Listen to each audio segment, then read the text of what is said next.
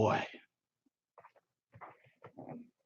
Ooh, boy. Get in here, y'all. Get in here. Let's talk about this. Get in here. Get in here. Get on in here, y'all. Let's talk about this. Yeah, baby. Let's talk about this. Let's talk all about this. Everybody coming on in. Hey, hey, what's up? Woo! Yeah, baby. Hey, hey, hey, hey. Yeah, let's talk about this. So, let's check out this article, shall we? You know how it is. We're going to go through it, and I'm going to give you my feelings on it. The Avengers Endgame debuted this past weekend, leaving a lot of questions unanswered. The Russo brothers have already talked in length about potential plot holes, and in turn, writers Christopher Marcus and Stephen McFeely also answer a batch of fan questions, which reveal alternate and deleted ideas and scenes for the movie. It's revealed that following Infinity War, they couldn't figure out what to do with Thanos in the Avengers Endgame until the producer came up with the idea to kill Thanos. Once the producer came up with the suggestion, they explored the idea and found it could work. The memorial shown at San Francisco with all the names also was going to be featured in every city with millions of names. Aha! They originally had Thor at the start of Avengers Endgame on a mission of vengeance, but realized he is always on a mission of vengeance and always fails, so he became Fat Thor. Which worked for some people, didn't work for others. Guess what? I wouldn't have minded seeing him on a mission of vengeance. I would not have minded seeing him on a mission of vengeance. Next, they confirm there was a time in Infinity War during Wakanda when they had Banner and Hulk compromising and becoming the smart Hulk. But they said it came at the wrong moment. It was an upright when everyone else was down. They also confirmed for the Avengers Endgame, they wrote scenes in a lab about the merging involving gene splicing, but ended up going the route in the movie. Hold on a second. Okay, so the writer here is saying, my note, didn't they read the comics? There is no gene splicing to become Professor Hulk. It's a mental, psychological thing. Further reading, Hulk is the worst character in the movie. A lot of people have said that. A lot of people have said that. They considered using Hawkeye archery scene in Infinity War after the snap. But it didn't seem to make sense as Hawkeye wasn't in the movie. Joe Russo said to put that scene up in front of the Avengers Endgame. Okay. They confirmed Captain Marvel is in the Avengers Endgame less than some people thought she would be. Certainly Captain Marvel is in Endgame, a little less than you would have thought, but that's not the story we're trying to tell. It's the original Avengers dealing with the loss and coming to a conclusion, and she's the new fresh blood. They tried using the Living Tribunal in Infinity War during the Titan fight, but they say everyone responded to it like, what? So people weren't getting that, apparently. So that sounds like that was in for like some test screenings. Whoa, he got the 3 heads. It would indicate a whole different level of architecture to the universe, and I think that was too much to throw in. Okay, I get that. They also say Feige is still considering using the Living Tribunal. All right. Kevin Feige came up with the idea of the time travel. Okay, good idea, Feige. Kevin Feige at one point said, I would like to use the time stone or use time as an element. It lets us spend a few weeks seeing what the kookiest thing we could do with the time and not break the movie. Marcus, we all sat down going, really? We're going to do time travel?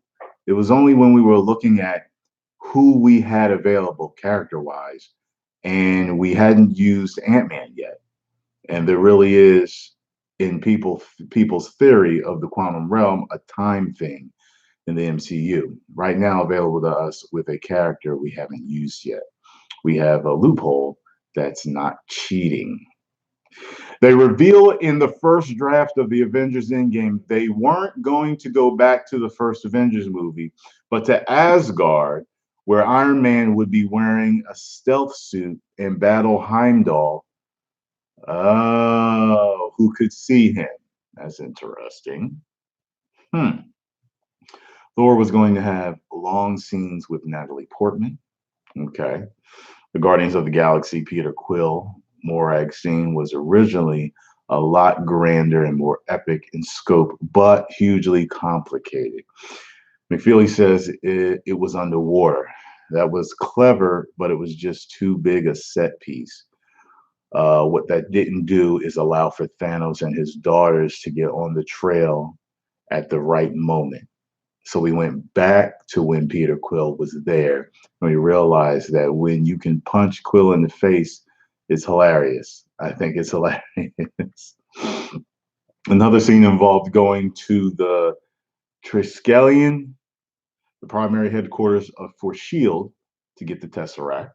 Another scene involved something going to get into a car, somebody going to get into a car and drive to Doctor Strange's house. Oh, that's interesting. Joe Russo is the one who questioned why are we going to this movie when we can go to Avengers? Let's make it work. Instead of using Robert Redford, they wrote scenes with Nick Fury and also a version of Maria Hill. Interesting. Regarding the final battle scene, they wrote that didn't make it into the movie involved all the heroes in a trench talking, which they decided wouldn't work and didn't look right. Okay. It didn't play well, but we had a scene in a trench where, for reasons, the battle got paused in about 3 minutes for about 3 minutes. And now there's 18 people all going, what are we going to do? I'm going to do this. I'm going to do this, just bouncing around this completely fake, fraudulent scene. When you have that many people, it invariably is one line, one line, one line, and that's not natural conversation. Marcus says it's also required them to find enough shelter to have a conversation in the middle of the biggest battle. It wasn't a polite World War One battle where you have that moment. They thought of bringing back Hank and Janet Pym in suits. Okay. Regarding the Marvel Netflix characters appearing in the Avengers Endgame, like Daredevil or Luke Cage, they feared not enough people were aware of the characters shows. Oh, come on! Come on, are you serious? People know about these series. The guy that wrote the article says, sounds like BS to me. McFeely says we would have to introduce these 5 characters or whatever, man. And we already are assuming people have seen a lot of the movies. Are we really going to assume they bought a subscription to Netflix? Yes! And watch those shows enough so when they see them, they're going to go, yay! Yes, Mr. McFeely! Yes! Marcus, it also screws up the timelines. You would have to assume that they all got snapped away, or otherwise you might have shown up. They might have shown up earlier. I think the only character that has come from TV to the movies is Jarvis. Okay. They say legally they were not allowed to use the Fox characters like Silver Surfer, Galactus, or the X-Men or Fantastic Four yet. Mm-hmm. So that's why. Must be some type of time thing with no pun intended, with the whole, merging. They also explain why Tony had a funeral and why Black Widow didn't. as well as why they couldn't bring back Black Widow with the gauntlet. Marcus says Tony gets a funeral, Natasha doesn't. That's partially because Tony's this massive public figure. Okay, that makes sense. And she's been a cipher the whole time. Yeah, she's like a secret agent. It wasn't necessarily honest to the character to give her a funeral. The biggest question about it is what Thor raises there on the is what Thor raises there on the dock. We have the Infinity Stones. Why don't we just bring her back? And McFeely says, but that's the everlasting exchange. You bring her back, you lose the stone. There was a version where Hawkeye dies instead of Black Widow, but the visual effects producer was against the idea and said, don't you take this away from her. It was more meaningful for her to die.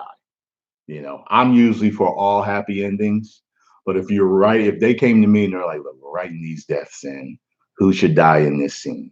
I'm like, they gotta die? Yeah, that's how we're doing it. Somebody's gotta die. Widow's gonna mean more to the fans. I think you're gonna get more because Hawkeye's kind of like that, you know, and they've been kind of giving him the raw deal in all the movies. He's never the main dude doing anything, any main damage. I like him, but he's like this odd child out sometimes or all the time, you know? So, yeah. Plus, he's got the family. Yeah, keep him alive to take care of his family. Widow ain't got nobody. Nobody. Yeah, let her go. That's what I would have chose. Another bullet point says Tony Stark dead at the end was always the outcome. Cap was always going to have a happy ending. Everybody thought he was going to die, so they're saying he was never going to die. And they say there is a great Moon Knight movie to be made, but I don't know what it is. What? They say you can read more about all of this in the New York Times. Wow. Wow. So what do y'all think about all of that? Huh? What do y'all think about all of that? That's wild, right?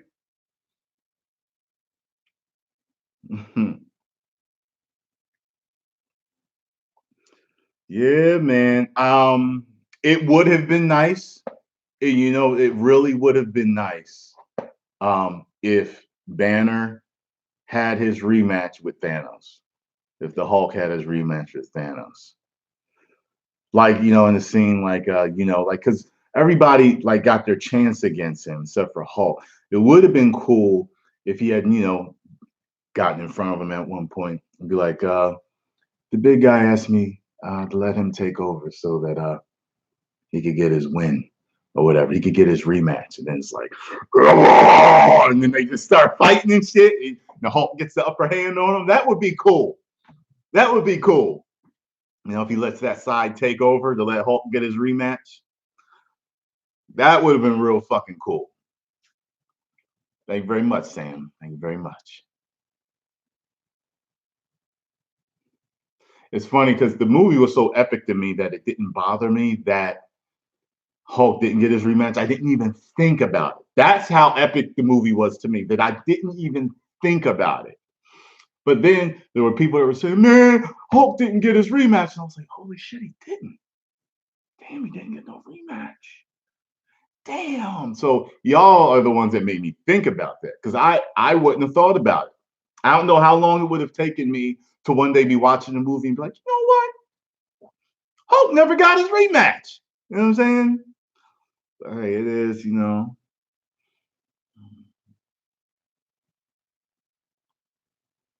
Yeah, boy. All right, y'all. I'm gonna get going. I got some things to do. I got more videos going, and I wanted to test out this webcam, make sure it was working properly. Looks like there weren't any microphone problems this time, so probably was those lights interfering that I was using last night. All right, y'all. Make sure you go follow me on Instagram. I post funny shit all the time that I don't post here. I just posted some Planet of the Apes shit, some Avengers shit yesterday. You're gonna laugh at it when you see it about Thanos. You're gonna laugh your asses off. I posted a bunch of shit yesterday. Tyrone Magnus, one word. Instagram. Let's get it. Trying to get my numbers up like I got them up over here. 10 million subscribers. Woo!